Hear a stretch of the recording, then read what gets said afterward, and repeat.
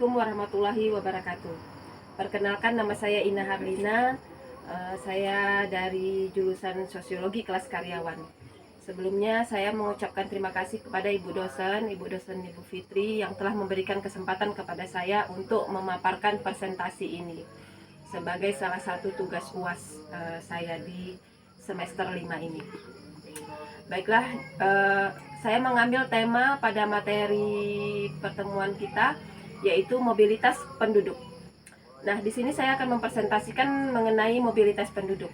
Mobilitas penduduk yaitu faktor parameter geografi yang berpengaruh terhadap jumlah, pertumbuhan, dan persebaran penduduk.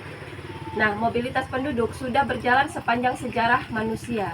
Mobilitas penduduk terjadi karena pengetahuan manusia tentang wilayah lain. Di sini, mobilitas penduduk berpengaruh pada kondisi sosial, ekonomi, demografi, dan budaya.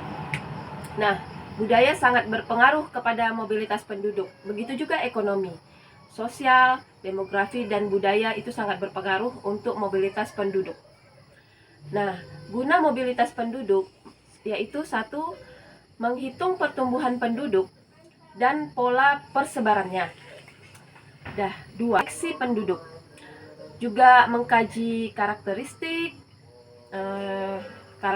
sosial, ekonomi, demografi, dan budaya, serta berpengaruh terhadap daerah asal maupun daerah asal tujuan. Juga di sini ada perencanaan pembangunan regional. 3. Nah, perpindahan penduduk dengan tujuan untuk menetapkan diri dari suatu tempat ke tempat yang lain. Itu dinamakan migrasi.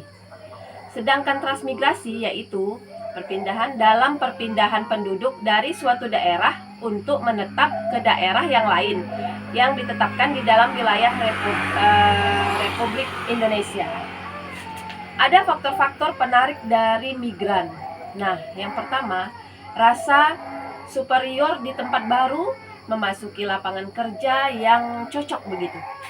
Kedua, ada juga kesempatan mendapatkan pekerjaan dan upah yang lebih baik. Jadi dia bisa mendapatkan pekerjaan dan upah yang lebih baik. Itu termasuk faktor-faktor penarik juga dari migran ini.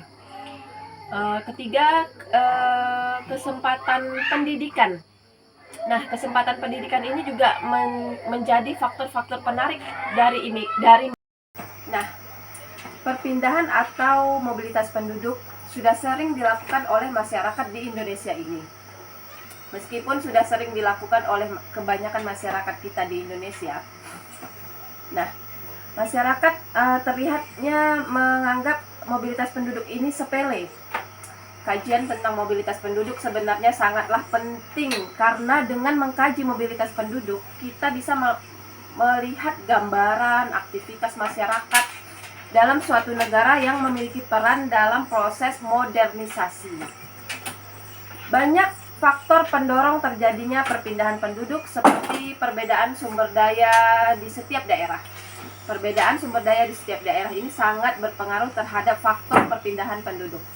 Penduduk melakukan mobilitas untuk mendapatkan sesuatu yang tidak tersedia di wilayah asal mereka, khususnya yang berkaitan dengan ekonomi seperti pekerjaan.